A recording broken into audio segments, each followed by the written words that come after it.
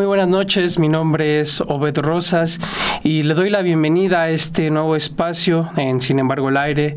Poderosos, un programa que conduciré con la doctora Muna Dora Buchaín. En esta primera ocasión no podrá acompañarnos, sí, pero a partir de la próxima semana la veremos recurrentemente en este espacio.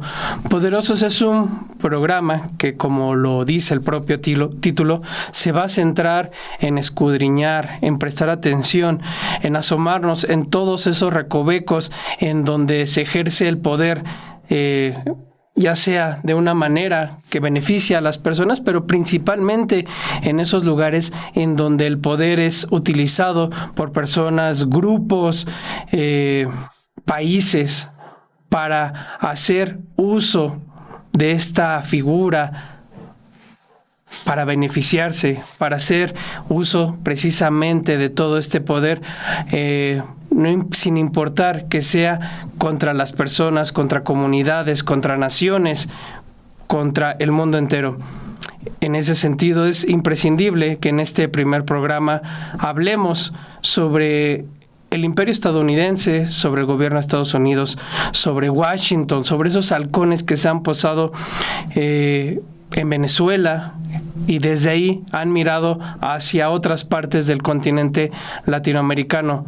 Evidentemente, el imperialismo estadounidense en manos de Donald Trump ha adquirido una nueva reconfiguración, un nuevo resignificado de lo que por muchos años, durante décadas, más de un siglo, ha significado la doctrina Monroe, hoy llamada la doctrina Donroe, o más bien, como dice Donald Trump, resignificándola, hablando de esta idea de América para los americanos, sí, pero no para los americanos de todo el continente, desde Alaska hasta la Patagonia, sino desde Canadá hasta la Patagonia, sino de América para los estadounidenses, que ellos han evocado esta idea de este concepto de los americanos solamente para referirse a ellos.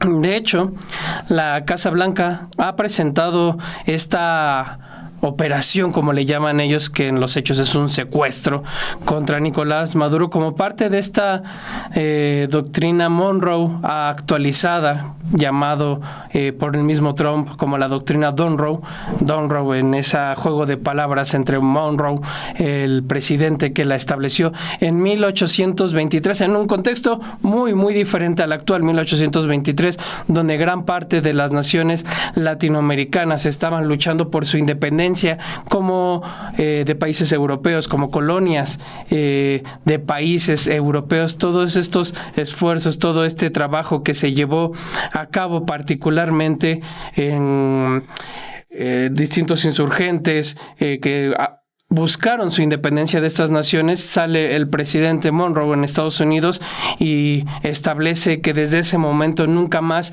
iba a volver a permitirse un colonialismo, una injerencia europea en cada uno de estos países, y ellos comprometiéndose en apoyar a cada una de las naciones nacientes en Latinoamérica. Evidentemente esto va cambiando con el momento, la concepción, o más bien siempre estuvo pensada así, en América para los americanos, es decir, siempre sujeta a los intereses de esta Unión Americana. En el programa vamos a ver, de hecho, la cantidad de intervenciones que ha tenido Estados Unidos en todo el continente, la cantidad de bases militares que tiene Estados Unidos en el continente, el número de intervenciones militares que ellos reconocen, y si sumamos las que no reconocen, también ahí vamos a ver un injerencismo que ha acabado con gobiernos electos democráticamente.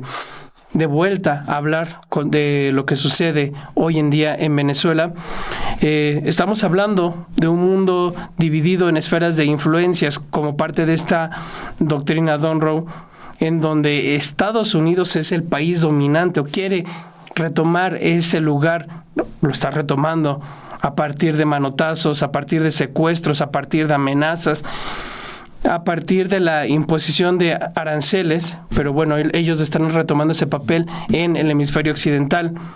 Y para muchos ha sido llamativo la cuestión de que China no se esté inmiscuyendo, precisamente porque está reafirmando ellos su lugar como primicia en la Asia y en Pacífico. Uno de los principales halcones que han estado sopiloteando la región, incluido México, el propio Brasil cuando Lula da Silva se opuso a la imposición de aranceles, en Colombia, a quien han atacado reiteradamente al presidente Gustavo Petro, y que es un sujeto que es en verdad uno de los que más le habla al oído a Donald Trump, es Stephen Miller, este alto asesor de seguridad nacional de Trump, quien ha articulado la idea de esta doctrina en una reciente entrevista en CNN. Ahí dijo: vivimos en un mundo, en el mundo real, que se rige por la fuerza, que se rige por el poder. Estas son las leyes de hierro del mundo desde el principio de los tiempos. Añadiría yo, desde el principio de los tiempos, desde el principio fundacional de Estados Unidos en 1776. En verdad es impresionante ver la cantidad de intervenciones militares que ellos mismos reconocen en el mundo entero. Trump ha dejado claro que la doctrina Monroe se extiende más allá de Venezuela, a otras naciones de la región. Ha dicho falsamente que el presidente colombiano, Gustavo Petro, está fabricando cocaína y enviándola a Estados Unidos, y ha dicho que tiene que tener cuidado. También, tanto él como Marco Rubio, el poderoso secretario de Estado de Estados Unidos, otro de los halcones que de tiempo atrás han estado dando vueltas sobre la región, ha dicho que también Cuba tiene que tener cuidado. El propio Trump ha secundado esta idea. Acabaremos hablando de Cuba, dijo Trump, antes de cederle en esta conferencia en Mar-a-Lago a Donald Trump, en Mar-a-Lago, en donde le ceda la palabra a Rubio, quien reitera y completa esta idea. Si viviera en La Habana y estuviera en el gobierno, me preocuparía al menos un poco. Los verdaderos objetivos de Trump han sido prácticamente destapados, descubiertos, reconocidos, hablados. Todo el mundo lo conoce. Es el petróleo, las vastas reservas petroleras de Venezuela. Todo esto, reitero, en el marco de este corolario Trump de la doctrina Monroe, la doctrina Monroe. Trump nunca ha ocultado lo que empezó como un esfuerzo para liberar a Venezuela del gobierno de Nicolás Maduro, que encabezaba un supuesto cártel de los soles. Hoy el cártel no existe, no se habla de democracia, se habla de mantener el control de las reservas petroleras. Pero ya lo decía Galeano desde hace bastantes décadas, ese realmente siempre ha sido el objetivo, la intención de Estados Unidos. Los minerales, Estados Unidos no tiene minerales, entonces va en busca de ellos a lo largo de la región. Los minerales son tan importantes a Estados Unidos como el aire para los pulmones, parafraseando nuevamente a Galeano. De hecho, otros de estos halcones, sin los cuales es imposible no entender lo que está sucediendo en Venezuela, en la región, en el continente, es Pete Hegseth, el secretario de guerra. Digo secretario de guerra, antes era la Secretaría de Defensa, el Departamento de Defensa. Donald Trump lo ha tenido claro desde el principio y lo ha renombrado como Departamento de Guerra. Él, Pete Hegseth, una persona que tiene problemas con la ley, que tiene serios problemas de alcoholismo, y se vuelve aquí relevante porque es es quien encabeza todo el cuerpo militar de esta nación, ha dicho que Estados Unidos ha elogiado las agallas, el coraje, la valentía y la gloria del guerrero estadounidense. Es una persona que, como vimos con los bombardeos a las embarcaciones que se hicieron durante meses allá en el mar Caribe, acusando falsamente de que se transportaba drogas, nunca presentaron pruebas de ello. Se mostró extasiado con toda esta sangre que se derramó en el Congreso. Se escuchó cómo Pete Hegseth ordenó que se lanzaran bombas, aun cuando las personas ya se encontraban indefensas con las barcas volteadas. Todo esto forma parte de un mismo contexto porque todo esto forma parte de lo que es la doctrina Monroe que se ha puesto en marcha en este gobierno de Donald Trump. Una doctrina Monroe que sin duda tiene estos contrastes sobre los cuales también hablaremos, en los que países, gobernantes electos, gobernantes de naciones que han abrazado a la izquierda, se han vuelto el principal enemigo del imperio estadounidense.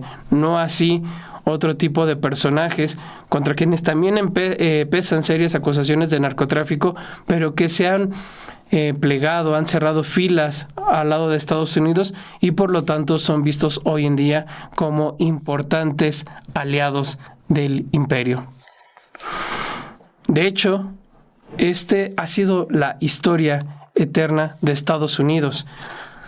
Ha lanzado, y este dato es importante, de hecho hay una lista que el propio gobierno de Estados Unidos reconoce que valdría la pena que vayamos conociendo, la vayamos mostrando, en la cual vamos a poder conocer cómo Estados Unidos reconoce cómo hay al menos 251 intervenciones militares entre 1991 y 2022. Son muchas, son pocas. Ahora bien, este informe documenta que si sumamos las que reconoce Estados Unidos desde 1798 a la actualidad, estamos hablando de 469 intervenciones militares estadounidenses que han sido reconocidas por el Congreso de Estados Unidos.